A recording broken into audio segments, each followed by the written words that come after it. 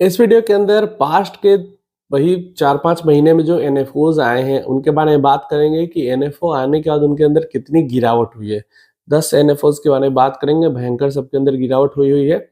अब इस वीडियो का मकसद ये है कि अगर आपने अपने गोल के अकॉर्डिंग गलत एनएफओ के अंदर इन्वेस्ट कर लिया है, म्यूचुअल फंड के अंदर इन्वेस्ट कर लिया है, तो उसको आप चाहो तो चेंज कर सकते हो, सही कर सकते हो।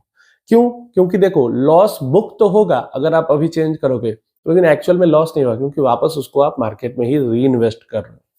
तो बहुत सही टाइम हो सकता है अपने गलती को सुधारने का। पोर्टफोलियो के अंदर अगर गलती हो गई है तो उसको सुधारा जा सकता है। सबसे पहला जिस फंड की हम बात कर रहे हैं, सबसे पॉपुलर, जिस टाइम पे एनएफओ आया था, बहुत पॉपुलर था, मैंने इसके अंदर इन्वेस्ट करने के लिए मना किया था, तो बहुत सारे नेगेटिव कमेंट्स मुझे झेलने पड़े। हम बात कर रहे हैं Motilal Oswal Nifty India defence fund की। 2100 करोड़ से ऊपर का एयूएम है और अभी अपने एनएफओ प्राइस से लगभग 21% डाउन है और टॉप से तो लगभग ये 30% डाउन होगा क्योंकि वही कुछ 8% या 7% ऊपर ये ओपन हुआ था नॉर्मल बाइंग सेलिंग के लिए। तो मैं ये नहीं कह रहा कि मैं बहुत सब कुछ जानता हूँ, बहुत कुछ मैंने ये करा है। मैं हमेशा से ही सेक्टोरल फंड को अपोज करता हूँ कि देखो क्या है, हम यहाँ पे साइकिल्स के साथ खेलने नहीं आए हैं। कितने लोगों को साइकिल समझ में आता है, कितने लोगों को समझ में आया है कब डिफेंस का साइकिल शुरू होने वाला है, कब एंड होने वाला है, कब टूरिज्म का साइकिल शुरू होने वाला है, कब एंड होने वाला है, कब मेटल का साइकिल शुरू होने वाला है, कब एंड होने वाला है। क्लियर है? तो ये कितने लोगों को समझ में आता है। और समझ में आता भी है तो उल्टा, जब एग्जिट करना चाहिए तो लोग एंट्री करते हैं और जब एंट्री करना चाहिए उस टाइम पे लोग एग्जिट करते हैं।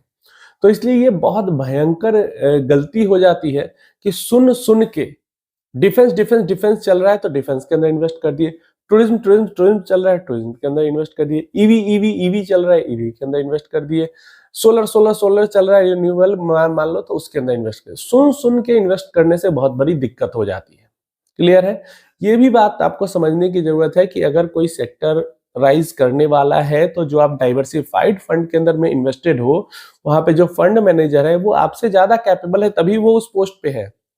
आपसे ज्यादा अर्न कर रहा है, आपसे ज्यादा काम कर रहा है और उस पोस्ट पे है, उसके लायक है। तो थोड़ा सा कदर आपको करना चाहिए, ये चीज समझना चाहिए।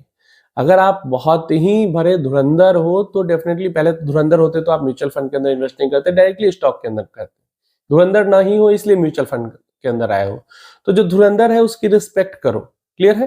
तो जैसे यहाँ पे अगर हम देखें कुछ सेक्टोरल फंड, जैसे डिफेंस फंड जो है वो 21% अपने एनएफओ से डाउन है, बाकी टॉप से तो लगभग 30% डाउन होगा। पीएसयू फंड है जो कि 16.5% अपने एनएफओ से डाउन है, कोटक का। इसके बाद आदित्य बिरला का अगेन डिफेंस फंड है, देन कोटक का टूरिज्म फंड है, इसके बाद आईसीआईसीआई का मेटल फंड है।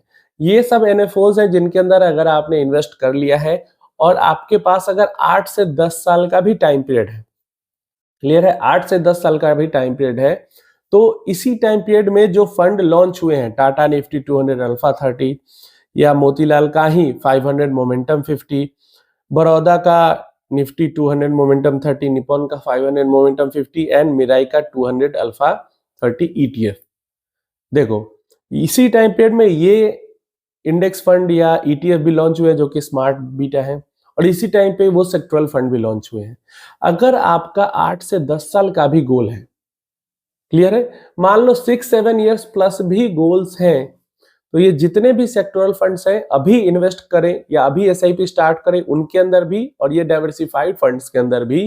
तो 7 साल के बाद या 8 साल के बाद या 10 साल के बाद जो डाइवर्सिफाइड फंड्स हैं उनके अंदर बेहतर रिटर्न जनरेट होगा, और वो तो तब होगा जब इसके अंदर कर रहे हैं। अगर 500 पे बेस्ड जो मोमेंटम फंड है या जो भी स्मार्ट बीटा फंड्स है उनके अंदर करेंगे तो और थोड़ा बेहतर रिटर्न बनेगा। क्लियर है? मतलब लार्ज से मिड, मिड से स्मॉल की तरफ जैसे हम बढ़ेंगे, चाहे नॉर्मल फंड्स के थ्रू या फिर स्मार्ट बीटा फंड्स के थ्रू, हमारे रिटर्न्स और ज्यादा बढ़ जाएंगे। तो जब हमें बिना मेहनत किए हुए, बिना दिमाग लगाए हुए, बिना कुछ किए हुए बस पैसे डालने हैं और अच्छे रिटर्न्स लॉन्ग टर्म में जनरेट हो जाएंगे, फिर भी हम इतना 50 तरीके के सेक्टोरल फंड्स पे नजर क्यों डालते हैं, ये मुझे आज तक समझ में नहीं आया। मतलब कोई भी सेक्टोरल फंड आपको, मतलब गलती से गिना चुना कोई एक सेक्टोरल फंड होगा, दो होगा, जो कि 20% प्लस जा भी पाएगा। On A 10 year time period, गिना चुना।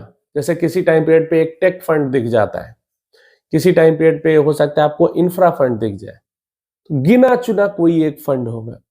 लेकिन अगर आप उसी टाइम पीरियड में आप मोमेंटम 550 स्ट्रेटजी के अंदर इन्वेस्ट करो, या स्मॉल कैप पे बेस्ड कोई स्मार्ट बीटा स्ट्रेटजी उस पे इन्वेस्ट करो, या नॉर्मल माइक्रो कैप फंड के ऊपर इन्वेस्ट करो, या नॉर्मल स्मॉल कैप फंड के अंदर इन्वेस्ट करो, ये सब डाइवर्सिफाइड है, ये सब मल्टीपल सेक्टर्स के अंदर इन्वेस्ट करते हैं एक टाइम पे। क्लियर है?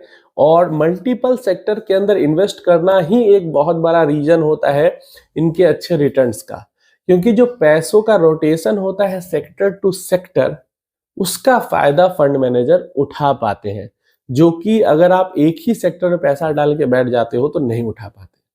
देखो, सेक्टोरल फंड में इन्वेस्टमेंट तब किया जाता है जब मैं खुद से पैसों का अपना रोटेशन सेक्टर टू सेक्टर करना चाहता हूं। क्लियर है? और मुझे ये समझ में आता है, मुझे समझ में आ रहा है कि अगले 3 महीने का जो साइकिल है वो रियल एस्टेट का है, तो मैंने रियल एस्टेट में पैसे डाले, आज 3 महीने बाद निकाल दिए। फिर मुझे समझ में आया कि अभी जो साइकिल चलने वाला है वो इंफ्रा का चलने वाला है, तो मैंने उधर डाल दिया। फिर कंजम्पशन का चलने वाला है, फिर फार्मा, तो मैं खुद से रोटेट कर रहा हूं हर सेक्टोरल फंड में। लेकिन क्या ऐसा इन्वेस्टर करते हैं? जो भी म्यूचुअल फंड इन्वेस्टर है, कोई इतना एनालिसिस नहीं करता। वो बस देखते हैं कि पिछले 1 साल में किस सेक्टोरल फंड ने सबसे ज्यादा रिटर्न दिया है और उसके अंदर वो इन्वेस्ट कर देते हैं, जबकि वो एग्जिट का पॉइंट होता है, क्योंकि पिछले 1 साल में तो वो दे दिया, या 6 महीने में तो वो दे दिया, अब तो उसके सेक्टर का जो साइकिल है वो तो एंड पोजीशन पे है। क्लियर है? तो अब तो उसके अंदर से निकलने का टाइम है। फिर 1-2 साल जब सेक्टर ठंडा रहेगा और उसके बाद उसके अंदर पैसा डाला जाएगा, तब वो ऊपर जाएगा। तो इतना दिमाग न लगाते हैं, न लगाना चाहते हैं लोग। बस 1 साल 6 महीने में किस सेक्टोरल फंड ने दिया तगड़ा रिटर्न, उसके अंदर इन्वेस्ट कर देना। तो इसीलिए मैं कह रहा हूं कि अगर अभी आपने किसी एनएफओ के अंदर में, किसी सेक्टोरल फंड के अंदर में पैसा डाल के रखा हुआ है जो कि निगेटिव में है, तो लॉस बुक करके डाइवर्सिफाइड फंड में मूव हो जाना बहुत बेहतर चॉइस होगी। और अगर आप पहले से ही डाइवर्सिफाइड फंड के अंदर इन्वेस्टेड हैं और वहां पे निगेटिव में है पैसा, या टॉप पे मतलब काफी हाई रिटर्न्स हो चुके थे, वहां से काफी गिरावट हो चुकी है, तो उसके अंदर और एक्युमुलेशन किया जा सकता है। सेक्टोरल फंड के अंदर एक्युमुलेशन करना सही नहीं है, क्योंकि सेक्टोरल फंड्स कितने कितने सालों तक डाउन ट्रेंड में रह सकते हैं। अगर आप आंख बंद करके इन्वेस्ट कर रहे हैं तो आप फंस जाएंगे इस चीज के अंदर। इक्का दुक्का आप देख लेते हो, लेकिन कितने लोग फंस जाते हैं ये चीज आप नहीं देखते हो। तो इन चीजों को समझे और इसके अकॉर्डिंग अगर आप इन्वेस्ट करेंगे तो अच्छा पैसा बना लेंगे बिना मेहनत किए हुए। नहीं तो दिन भर आप इन्वॉल्व भी रहेंगे और आपका अच्छा पैसा नहीं बनेगा। उम्मीद है इन्फॉर्मेशन हेल्पफुल होगी। आपकी कोई क्वेश्चन क्वेरी है तो नीचे कमेंट बॉक्स में पूछ लेना। इसके अलावा किसी और टॉपिक पे आपको जानकारी चाहिए तो वो भी आप नीचे कमेंट बॉक्स में पूछ लें।